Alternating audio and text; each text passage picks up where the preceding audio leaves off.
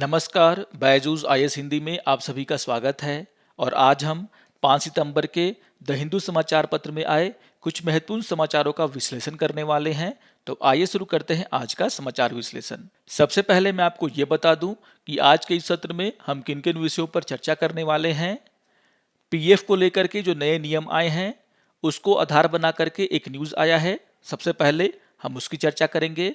दक्षिण कोरिया के द्वारा दूर संचार व्यापार अधिनियम, जिसे एंटी गूगल लॉ के नाम से ही पुकारा जा रहा है, हम उसकी भी यहाँ पर चर्चा करने वाले हैं। ब्रेक थ्रू इन्फेक्शन के मामले हमारे देश में बढ़ते जा रहे हैं, उससे जुड़ा हुआ जो न्यूज है हम उसकी भी यहाँ पे चर्चा करेंगे। दिल्ली के नए पुलिस प्रमुख को लेकर के क्या कंट्रोवर्सी है, हम उस पर भी यहाँ पर चर्चा करने वाले हैं। और किसानों के द्वारा पराली जलाने की जो समस्या है उसका निदान कैसे ढूंढा जा रहा है, हम उस पर भी चर्चा करने वाले हैं।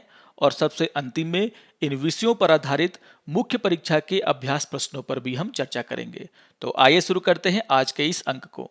आज के पेपर के पेज नंबर 13 पर एक न्यूज आया जिसका शीर्षक है what are the new IT rules on PF saving, और ये टॉपिक जीएस पेपर 2 पॉलिटी और गवर्नेंस से जुड़ा हुआ है। इस न्यूज में सरकार के द्वारा पीएफ को लेकर के जो नए नियम लगाए गए हैं उसकी चर्चा हो रही है। यहाँ पर यह बताने का प्रयास किया गया है कि सरकार ने भविष्य निधि योगदान पर जो नया निर्णय लिया है वह किस आधार पर लिया है। जैसा कि आप सभी जानते होंगे कि वित्त मंत्रालय ने मंगलवार को भविष्य निधि बचत पर एक नया कर लगाने के लिए नए आयकर नियमों को अधिसूचित किया, जिसके बारे में चर्चा 2021-22 के बजट भाषण में वित्त मंत्री के द्वारा किया गया था।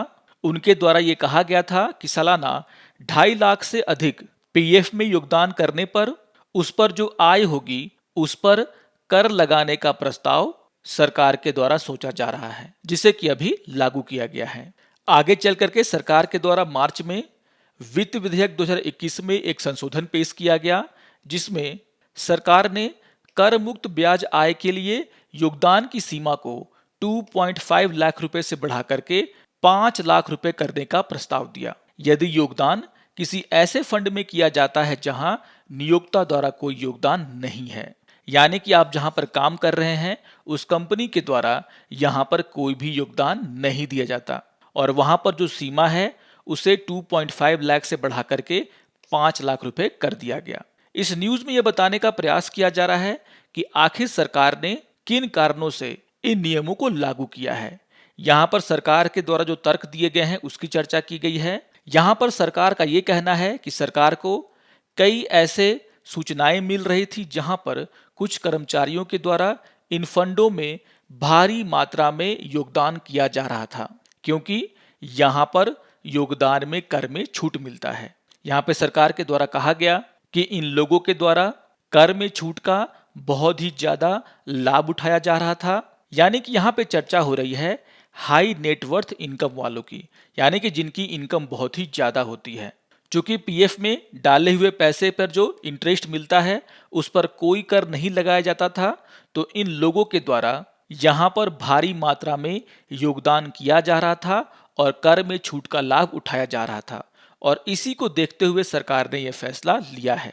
आगे चल करके सरकार ने इस पर कुछ और प्रकाश डाला और उनके द्वारा एक डाटा पेश किया गया जिसमें यह कहा गया कि 1.23 लाख ऐसे लोग हैं जो कि बहुत ही हाई इनकम वाले हैं, और उन्होंने 2018-19 में अपने कर्मचारी भविष्य निधि यानी कि ईपीएफ खातों में 62,500 करोड़ से अधिक की रकम जमा किए हैं। सरकार के द्वारा यह जानकारी दी गई कि जो सबसे बड़ा ईपीएफ खाता है उसमें 103 करोड़ का बैलेंस है, जबकि शीर्ष 20 खातों में जो बैलेंस है उसका कुल अनुमान 825 करोड़ का है। यानी कि कुछ लोगों के द्वारा ईपीएफ में बहुत ही ज्यादा योगदान किया जा रहा था, क्योंकि यहां पर इन पैसों के इंटरेस्ट में कर में छूट मिलता है, और इसी को देखते हुए सरकार ने इस तरह का फैसला लिया और एक तरह की सीमा यहां पर लगा दी।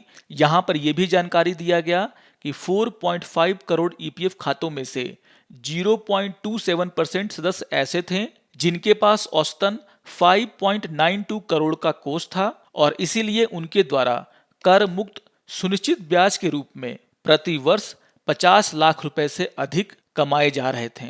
और इन सभी को देखते हुए सरकार ने इसका फैसला लिया और यहाँ पर एक लिमिट लगाया इसी न्यूज में इस बात की भी जानकारी दी गई है कि आखिर सरकार का ये जो निर्णय है उससे कौन कौन से पीएफ खाते प्रभावित होंगे। यहाँ पर कहा गया है कि कर्मचारी भविष्य निधि संगठन यानी कि ईपीएफओ, सामान्य भविष्य निधि यानी कि जीपीएफ द्वारा प्रबंधित खाते जहां सरकारी कर्मचारी सेवानिवृत्ति के लिए बचत करते हैं वे खाते प्रभावित होंगे। इसके अलावा बहुत सारी ऐसे प्राइवेट कंपनियां हैं जो अपने कर्मचारियों के लिए इस तरह के बचत को ईपीएफ ट्रस्टों के माध्यम से प्रबंधित करती हैं, उन पर भी इसका असर होगा। यहाँ पर यह भी जानकारी दी गई है कि सार्वजनिक भविष्य निधि यानी कि पीपीएफ खाते में इसका कोई भी प्रभाव नहीं पड़ेगा और ना ही एनपीएस के तहत जो पैसे यहाँ पर जमा किए जा रहे हैं उस पर भी इसका असर नहीं होने वाला। तो बहुत ही इंपॉर्टेंट जानकारी है ये, इसको आप लोग ध्यान में रखेंगे। आप सभी को यह ध्यान में रखना है कि वैसी कंपनियां जहां पर 20 से ज्यादा कर्मचारी हैं और उन कर्मचारियों में वैसे कर्मचारी जिनकी जो सैलरी है वो 15,000 रुपए तक की है, तो कंपनी के द्वारा उन कर्मचारियों के लिए ईपीएफ खाता खोलना अनिवार्य है। आपको यह भी ध्यान में रखना है कि ईपीएफ सदस्यों पर 2.5 लाख वार्षिक योगदान सीमा लागू होगी, जबकि जीपीएफ और अन्य पीएफ में जहां नियोक्ता द्वारा कोई योगदान नहीं किया जाता वहां पर जो ये सीमा है वो 5 लाख निर्धारित की गई है।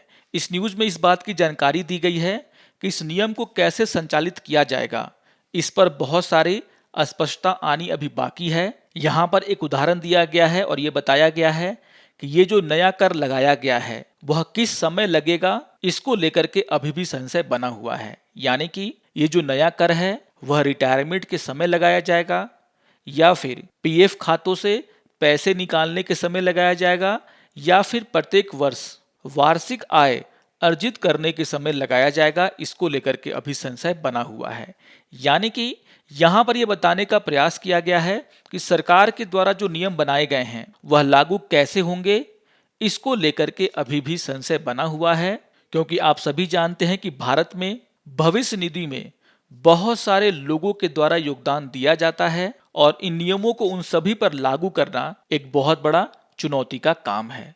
आइए एक और न्यूज की हम यहाँ पे चर्चा कर लेते हैं। आज के पेपर के पेज नंबर 13 पर एक न्यूज आया जिसका शीर्षक है ऐप स्टोर चैलेंज और ये टॉपिक जीएस पेपर 3 इकोनॉमी से जुड़ा हुआ है। इस न्यूज में दक्षिण कोरिया के द्वारा जो एक नया कानून पास किया गया है उसके ऊपर चर्चा की गई है। जैसा कि मैंने कहा कि इन कानूनों को एंटी गूगल कानून यानी कि गूगल विरोधी कानून के नाम से जाना जा रहा है और इसी को लेकर के यहाँ पर चर्चा की गई है। आप सभी को पता होगा कि दक्षिण कोरिया ने मंगलवार को इन ऐप खरीदारी पर भुगतान पर एप्पल और गूगल के एकाधिकार पर कानूनी रूप से प्रतिबंध लगाने का एक प्रयास किया है और ऐसा करने वाला वो पहला देश बन गया है। वहां की नेशनल असेंबली के द्वारा दूर संचार व्यापार अधिनियम में एक संशोधन पारित किया गया और कहा जा रहा है कि ये जो संशोधन वहां पर पास किया गया है उसके कारण गूगल और एप्पल जैसे बड़ी जो कंपनियां हैं उनके द्वारा ऐप डेवलपर्स को इन ऐप खरीदारी के लिए अपने बिलिंग सिस्टम का उपयोग करने के लिए जो उनके द्वारा मजबूर किया जाता था उसमें लगाम लगाने का प्रयास दक्षिण कोरिया के द्वारा किया गया है। आप सभी जानते हैं कि गूगल ऐप स्टोर है, एप्पल ऐप स्टोर है और वहां पर जब भी किसी ऐप डेवलपर्स के द्वारा कोई ऐप डाला जाता था तो वहां पर अगर आप उस ऐप को खरीदने जाएंगे तो इन कंपनियों के द्वारा उन ऐपों को खरीदने के लिए बिलिंग सिस्टम के रूप में अपनी भुगतान प्रणालियों का उपयोग करने के लिए कहा जाता था। यानी कि अगर आप एप्पल और गूगल ऐप स्टोर से कोई नया ऐप खरीदने वाले हैं तो आपको वहां पर भुगतान के लिए इन कंपनियों के द्वारा जो उनकी प्रणाली है उसका ही उपयोग करना पड़ता था, जिसे हम इन ऐप बिलिंग प्रक्रिया के नाम से जानते हैं। और इसके कारण एप्पल और गूगल जैसी कंपनियों को भारी फायदा होता था। यहाँ पर यह बताया गया है कि इनके सिस्टम का उपयोग करके अगर आप इन ऐप को खरीदते थे तो यहाँ पर इन कंपनियों के द्वारा इस पर 15 से 30% का कमीशन लिया जाता था। और अगर आप इनकी प्रणाली का उपयोग नहीं करके अगर दूसरे की प्रणाली का उपयोग करना चाहते थे, यानी कि भुगतान के लिए अगर आप कोई और प्रणाली का उपयोग करना चाहते हैं कि आपका कमीशन बच जाए, तो यहाँ पर ऐसा कोई ऑप्शन आपको नहीं दिया जाता था। और इसी को लेकर के यहाँ पर दक्षिण कोरिया के द्वारा कार्रवाई की गई है। यहाँ पर उनके द्वारा कहा गया है कि जब भी कोई व्यक्ति एप्पल और गूगल ऐप स्टोर से कोई ऐप खरीदता है तो यहाँ पर इन कंपनियों के द्वारा जो भुगतान प्रणाली है उसी का उपयोग करने के लिए उस व्यक्ति को मजबूर नहीं किया जा सकता। यहाँ पर इन कंपनियों के द्वारा उन्हें अलग अलग भुगतान प्रणालियों का ऑप्शन उन्हें देना होगा। और इसी को देखते यहाँ पर यह कहा जा रहा है कि दक्षिण कोरिया के द्वारा जो ये फैसला लिया गया है वह एक तरीके से पूरी दुनिया के देशों के लिए एक एग्जाम्पल है कि किस तरीके से वे एप्पल और गूगल जैसी बड़ी कंपनियों का जो उनका मोनोपोली है उसे वो तोड़ सकते हैं।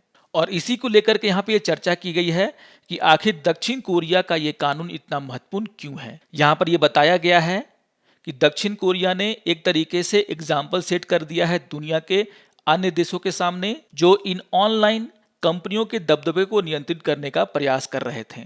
इन ऑनलाइन कंपनियों के द्वारा ऐप बनाने वालों को बहुत ही ज्यादा परेशान किया जा रहा था और इसको देखते हुए ये बहुत ही महत्वपूर्ण कानून बन जाता है। इसी तरीके के कानून यूरोपीय यूनियन और यूएसए में भी बनाने का प्रयास किया जा रहा है। दक्षिण कोरिया के समान ही एक विधेयक पेश किया गया है जो एप्पल और गूगल को ऐप निर्माताओं को विभिन्न भुगतान प्रणालियों को तैनात करने की अनुमति देने के लिए मजबूर करेगा। अगर हम भारत की बात करें तो भारत में भी एप्पल को अपने इन ऐप भुगतान प्रणाली के लिए कानूनी चुनौतियों का सामना करना पड़ रहा है और कथित तौर पर इस मामले को भारतीय प्रतिस्पर्धा आयोग के द्वारा देखा जा रहा है, यानी कि उसकी समीक्षा की जा रही है। तो अगर देखा जाए तो बहुत सारे देशों के द्वारा इन कंपनियों के इन ऐप भुगतान को लेकर के चर्चाएं हो रही थी, लेकिन दक्षिण कोरिया के द्वारा जो ये कदम उठाया गया है वे इन देशों के लिए एक एग्जाम्पल है। अगर हम एप्पल और गूगल की प्रतिक्रिया की बात करें तो यहाँ पर इन कंपनियों का कहना है अगर वे दूसरे भुगतान प्रणाली को खोलते हैं तो यहाँ पर उपयोगकर्ता धोखाधड़ी के शिकार हो सकते हैं। यहाँ पर उनके द्वारा कहा गया है कि जिस तरीके से एक ऐप बनाने में पैसे खर्च होते हैं उसी तरीके से ऑपरेटिंग सिस्टम और ऐप स्टोर को बनाने और बनाए रखने में भी उनके द्वारा पैसे खर्च किए जाते हैं और इसीलिए उनके द्वारा उनके ऐप स्टोर से अगर कोई ऐप खरीदा जाता है तो यहाँ पर इन ऐप भुगतान प्रणाली का वे सुविधा दे रहे थे जिससे उन्हें अच्छी कमाई होती थी और जिसका उपयोग वे अपने सॉफ्टवेयर को अपडेट करने में और कम पैसे में ग्राहकों तक पहुंचाने में उपयोग करते थे। तो यहाँ पर ये सारी बातें एप्पल और गूगल ने अपनी प्रतिक्रिया में कही हैं।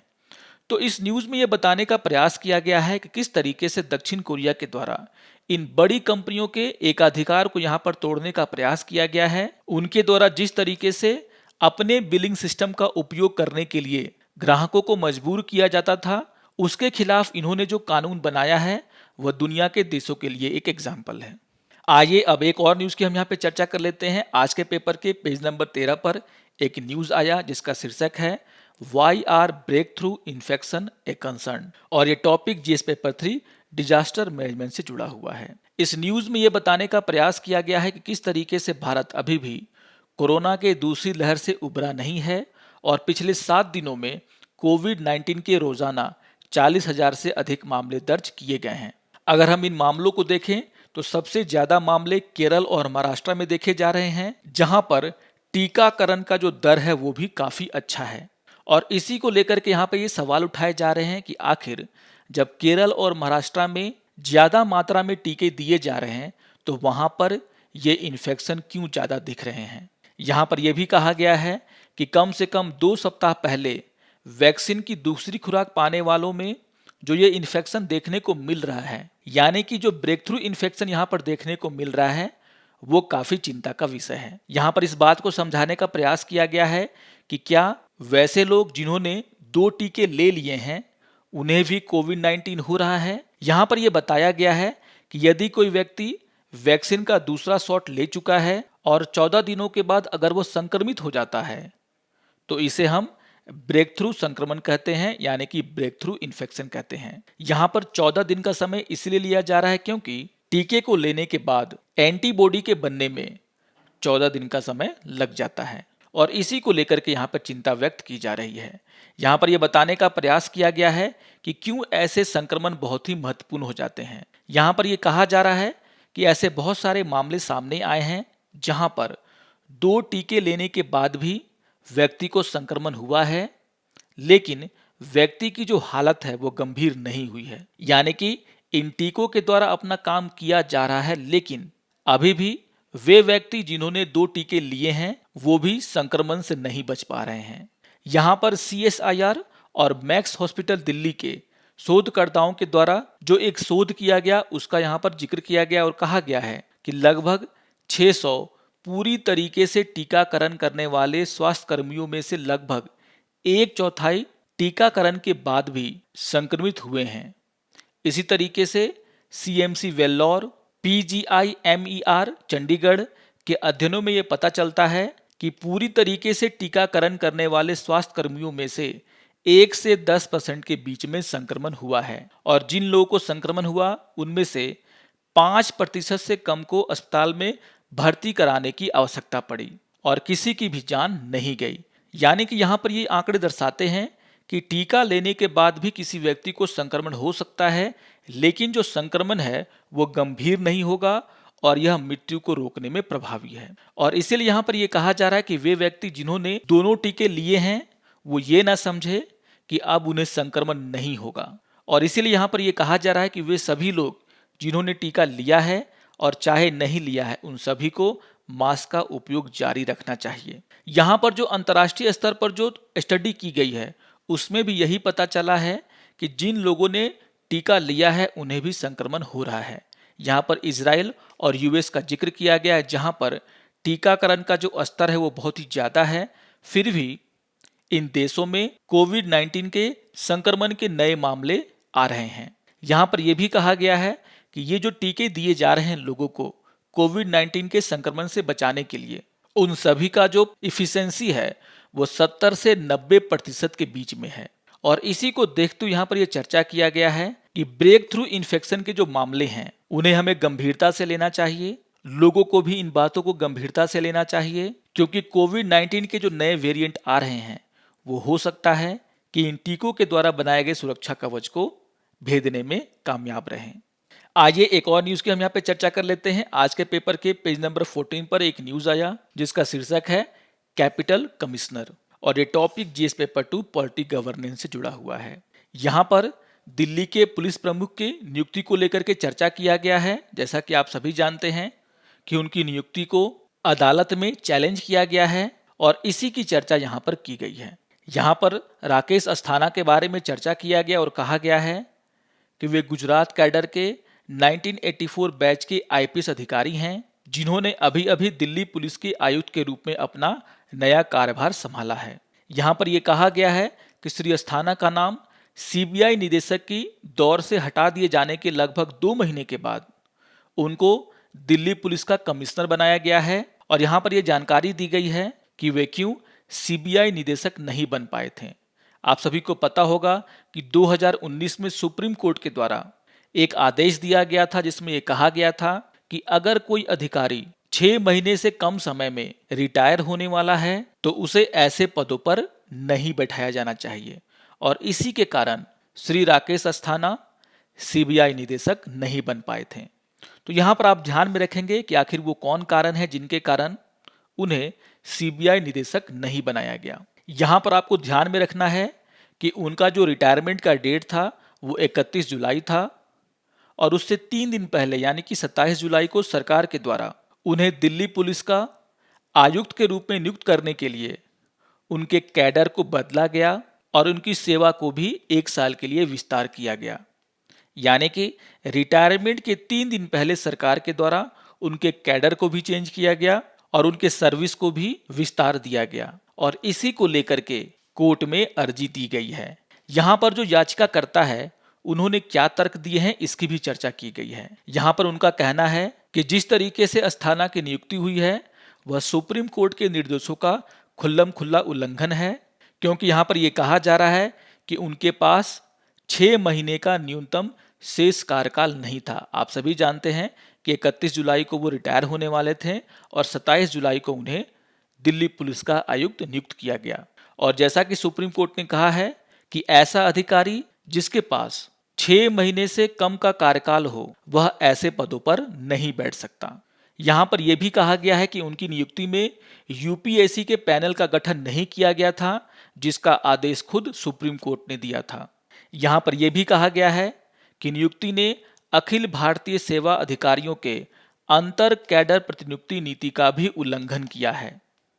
इसके अलावा याचिकाकर्ता के द्वारा यह भी कहा गया है कि जिस तरीके से सुप्रीम कोर्ट के द्वारा यह कहा गया था कि इन ऊंचे पदों पर जो नियुक्ति होती है वो कम से कम 2 वर्षों के लिए होनी चाहिए, उस मानदंड का भी यहाँ पर अनदेखी किया गया है, क्योंकि श्री अस्थाना को यहाँ पर 1 वर्ष के कार्यकाल का विस्तार दिया गया है, यानी कि वो 1 वर्ष तक ही दिल्ली पुलिस आयुक्त के रूप में बने रह सकते हैं। तो इन सभी बातों का यहाँ पर जिक्र करते हुए ये समझाया गया है कि आखिर क्यों उनके नियुक्ति को कोर्ट में चैलेंज किया जा रहा है और सरकार के इस फैसले से सुप्रीम कोर्ट के द्वारा दिए गए किन किन निर्देशों का उल्लंघन हो रहा है। तो बहुत ही इंपॉर्टेंट जानकारी है, इसको आप लोग ध्यान में रखेंगे। आइए एक और न्यूज की यहाँ पे चर्चा कर लेते हैं, और ये न्यूज आज के पेपर के पेज नंबर 10 पर आया है, जिसका शीर्षक है Punjab breathe innovation find gainful uses for paddy stubble. और ये टॉपिक जीएस पेपर 3 इन्वायरमेंट से जुड़ा हुआ है। जैसा कि आप सभी जानते हैं कि धान की कटाई के मौसम के दौरान पंजाब में भारी मात्रा में पराली जलाई जाती है, जिसके कारण पंजाब सहित दिल्ली में प्रदूषण का बहुत बड़ा मामला बन जाता है। और इसी को देखते हुए पंजाब सरकार के द्वारा इस समस्या का हल ढूंढने का प्रयास किया गया है। और यहाँ पर कहा जा रहा है कि पंजाब सरकार धान की पुआल को ऊर्जा के स्रोत के रूप में बढ़ावा देने का प्रयास कर रहा है, जिसका उपयोग मिलों में, डिस्टिलरी में और बुअरीज में वित्तीय और गैर वित्तीय प्रोत्साहन के माध्यम से किया जा सकता है। उनका कहना है कि ऐसा करने से किसानों को लाभ भी पहुंचेगा। यहाँ पर यह कहा गया है कि इस योजना में चीनी मिलें, लुगदी और कागज मिलें शामिल हैं। और इसी को देखते हुए इस न्यूज में समझाने का प्रयास किया गया है कि किस तरीके से पंजाब की सरकार के द्वारा धान की पुआल को ऊर्जा के स्रोत के रूप में बढ़ावा देने का प्रयास किया जा रहा है, जिससे इनको जलाने से जो प्रदूषण फैलता है उसे कम किया जा सके और किसानों की आय भी बढ़ाई जा सके। आइए अब आज के समाचारों पर आधारित मुख्य परीक्षा के अभ्यास प्रश्नों को देख लेते हैं। यहाँ पर क्वेश्चन नंबर 1 है, सरकार ने भविष्य निधि योगदान पर एक नया कर लागू करने का निर्णय क्यों लिया है, इस कथन पर चर्चा करें। तो इस क्वेश्चन का उत्तर लिखते समय आप भूमिका में आयकर नियमों का उल्लेख करेंगे, सरकार के द्वारा कौन कौन से नए परिवर्तन किए गए हैं उसका उल्लेख करेंगे, और इसके बाद मुख्य भाग में आप यह समझाने का प्रयास करेंगे कि सरकार के द्वारा इसके पीछे क्या तर्क दिए गए हैं। यहाँ पर आप ये भी बता सकते हैं कि सरकार के इस निर्णय से कौन कौन से पीएफ खाते प्रभावित होंगे, जिसकी चर्चा हमने इस न्यूज एनालिसिस में किया है। आइए देख लेते हैं दूसरे क्वेश्चन को। दूसरा क्वेश्चन है, ब्रेक थ्रू संक्रमण एक चिंता का विषय क्यों है, चर्चा करें। तो इस क्वेश्चन का उत्तर लिखते समय आप भूमिका में ब्रेक थ्रू संक्रमण क्या है इसको समझाने का प्रयास करेंगे, और मुख्य भाग में ऐसे संक्रमण कितने महत्वपूर्ण हैं, क्यों इनका सही तरीके से स्टडी करना चाहिए, इस पर प्रकाश डालने का प्रयास करेंगे। आशा करता हूं कि आपको आज का यह समाचार विश्लेषण पसंद आया होगा। सारे टॉपिक्स बहुत ही इंपॉर्टेंट हैं। मेरी बातों को सुनने के बाद आप आसानी से इन टॉपिक्स को समझ जाएंगे। और अगर आपको ये वीडियो अच्छा लगे तो आप जरूर इसे लाइक करें, शेयर करें और दूसरों को भी सब्सक्राइब करने के लिए प्रेरित करें। तो मिलते हैं समाचार विश्लेषण के अगले अंक में। तब तक के लिए नमस्कार और धन्यवाद।